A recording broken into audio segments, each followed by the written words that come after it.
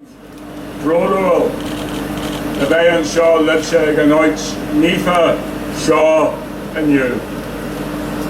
I was actually at the 50th anniversary. We went to Casement. My older brother Paddy took me by the hand, and Desi Mackin and some of the big lads helped me up the road. So it's an honour to be back here, and especially to welcome the families and the friends of our patriot dead. We've come here many times in anger, in sorrow, but today we come with a huge pride in the men and the women who give their lives for Irish freedom, and we have a huge debt to your families. So Thomas, where, wake, Gibsha, Goliar, Vina, Ways. Your loved ones died not for the past, but for the future. Like the men and women of 1916, they've endowed to undo the centuries of colonisation and injustice to build a better future, a new future. It was 100 years ago, on Easter Monday 1916, in the centre of Dublin, when a small band of revolutionaries proclaimed an independent Irish Republic. This group of poorly equipped Irish men and women took on the might of the largest empire the world had ever seen. It was an empire built on conquest, exploitation, brute force and repression. Following 6 days of heroic resistance, the centre of Dublin lay in ruins. The leaders met for the last time in 16 Moore Street and ordered a surrender. They were court-martialed by the British.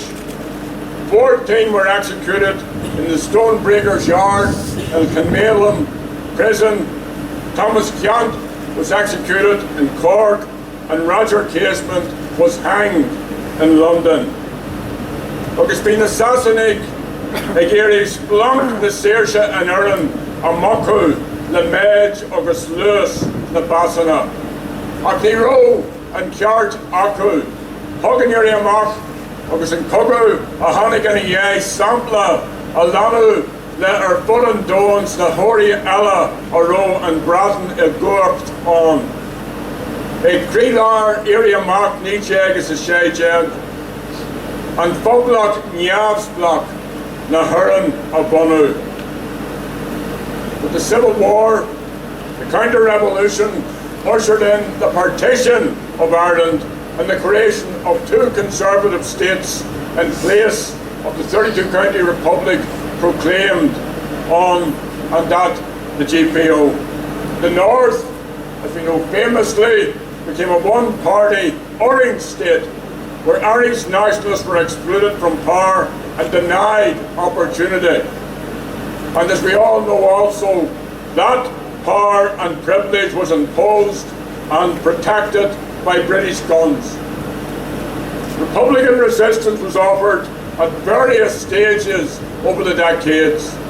In the late 1960s, the violent state response to the democratic demands of the civil rights movement developed into full-scale armed conflict. So today, we pay tribute to those, not just in 1916, but in every decade since then, who stood by Ireland and who stood by the Republic.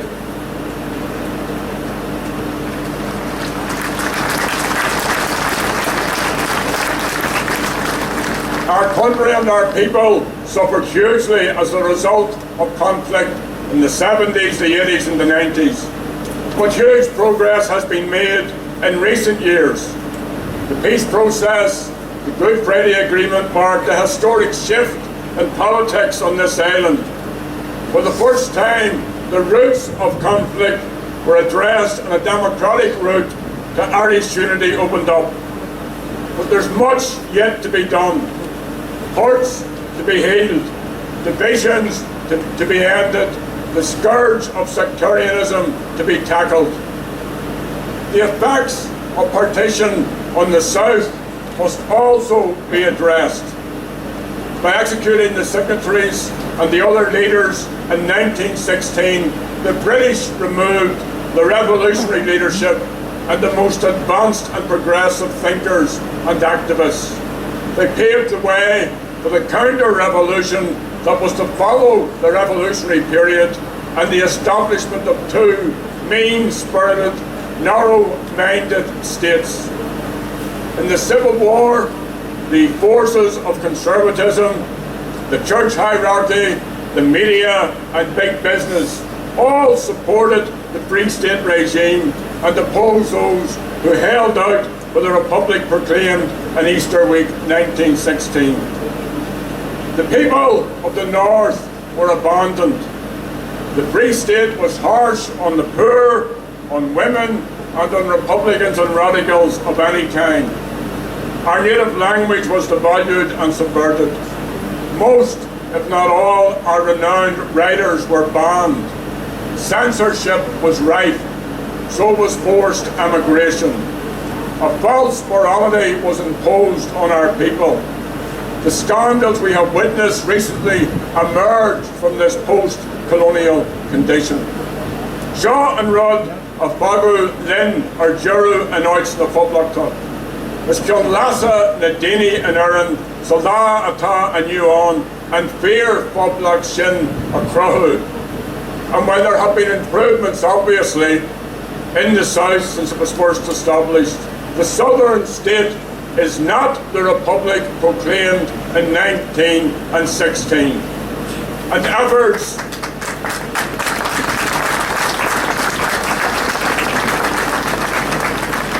to pretend that it is are an insult to the men and the women of 1916. Now there are those who say that honouring the leaders of that period may in some way justify violence, so they refuse to attend commemorations.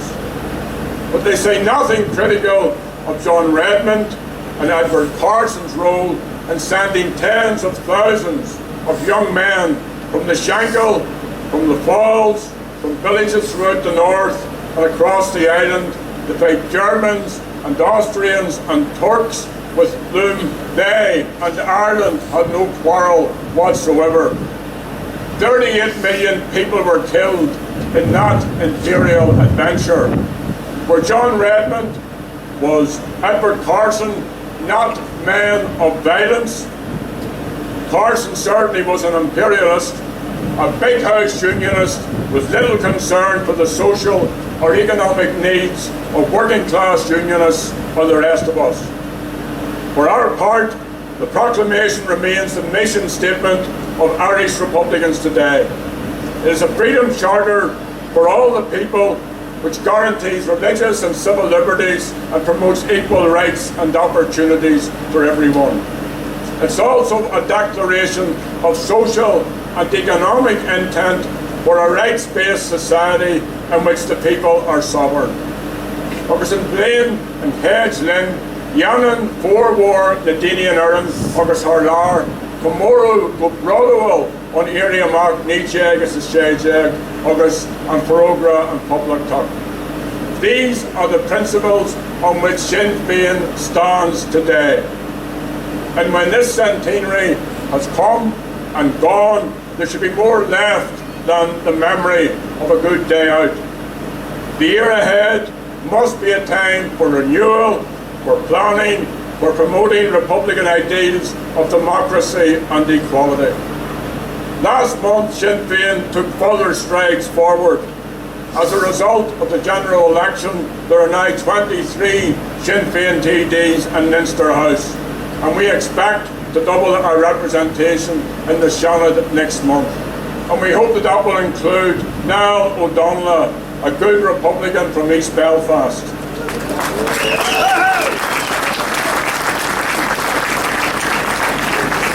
In May, there will be assembly elections, and with each election, Sinn Féin's vote grows and the number of elected representatives increases. But it's what we do with that political strength that is really important. Sinn Féin is now the main opposition party in the Dáil. In the Assembly, we've been the driver of the progressive measures that have blocked water charges, protected free prescriptions and defended welfare payments and promoted the Irish language. And despite the Irish and British government's negativity, we delivered with others the Fresh Start deal, which protects public services, particularly in health and education, and the most vulnerable in our society. The Assembly elections will be on May the 5th, the anniversary of Bobby Sands' death after 66 days on hunger strike. So we remember Bobby and his comrades and the blanket men and women in Armagh. And after the Assembly elections, we want to emerge with a stronger mandate, a mandate to allow us to continue our work, to tackle sectarianism, racism, homophobia, to deliver marriage equality, to deliver a future of equals and a society of equals. And that means fighting every seat and for every seat and for every vote. In June, Sinn Féin will oppose Brexit. And while we're correctly critical of the EU, nonetheless the imposition of a land border and economic barriers are not in the interest of the people of this island. These celebrations would not be complete without due recognition being paid to the American connection. The rising was funded by Irish Americans, the children of Ungartamore, the Great Hunger. So I want to welcome our Irish American friends and our friends from Canada who are with us today.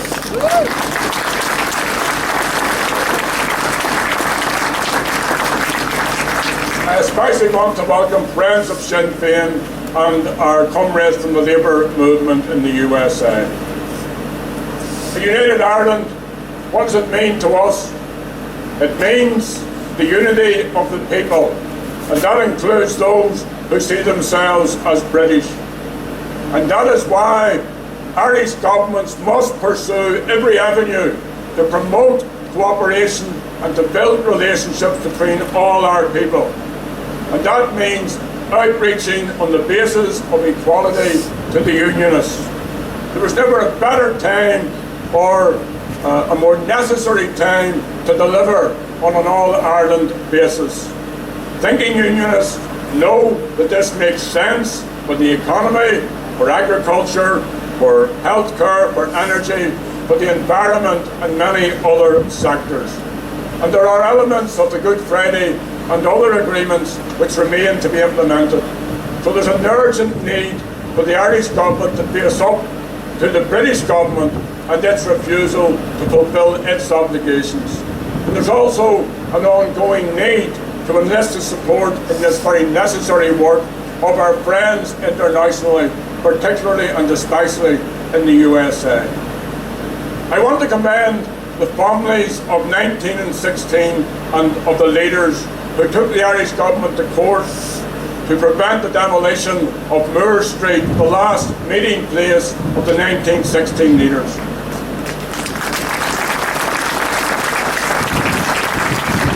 It's a metaphor for our times that the families were forced to do this because the state was about protecting a developer who planned to replace the laneways of history by a shopping mall. But the government lost, the developer lost, so well done to the 1916 relatives.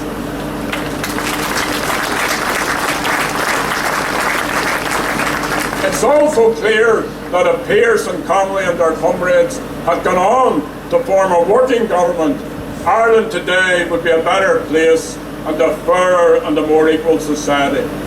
So that's the challenge facing us. We must give our children the best possible chance to fulfill their potential and to live happy, full and contented lives. And Ireland, which is the best place to grow up in, to grow old in and to enjoy life in. We love Ireland. We value this small island, but it's the people who are at the core and the centre of our values of equality, liberty and fraternity. So our resolve must be to end all divisions and to unite our people, especially in this city of Belfast. I want to thank the Republican people of this great city for remaining true to the cause of Irish independence. Without your support, your loyalty, your resilience and your generosity, we would not be where we are today. I also want to single out the contribution of women in our struggle. Both Conley and Pearse praised the women of 19 and 16. Before the volunteers left the GPO, Padraig Pearse told the women that the fight would not have lasted so long without them, and when the history of that week would be written, the highest honour and credit should go to the women. So we salute all our sisters in struggle. From Murradrum in our own time, from Maria Coral,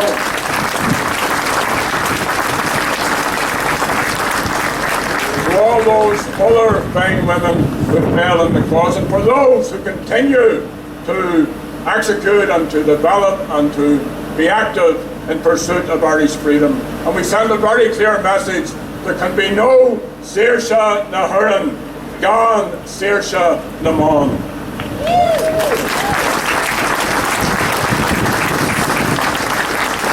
So, as we stand by the graves of our friends and our comrades, let us be clear. The reactionaries, the revisionists, the naysayers, the begrudgers, the modern-day Redmonites pontificate and waffle about how wrong 1916 was. Sinn Féin is crystal clear on this. 1916 was right. The men and women of that rising were right. It was republic against empire, republicanism versus imperialism, and we know what side we are on. We stand by and for the republic. Pearse put it well. He told his court-martial, think of this, standing before senior British officers on his own, he told them, you cannot conquer Ireland. You cannot extinguish the Irish passion for freedom. Conley also faced his court-martial unbowed and unbroken. He told them, we went out to break the connection between this country and the British Empire and to establish an Irish Republic. That, my friends, is our resolve also. To join the rising, Beatty Lynn, Arai Lynn Lehelia, up the Republic and Poblacht Abu for Amila by August.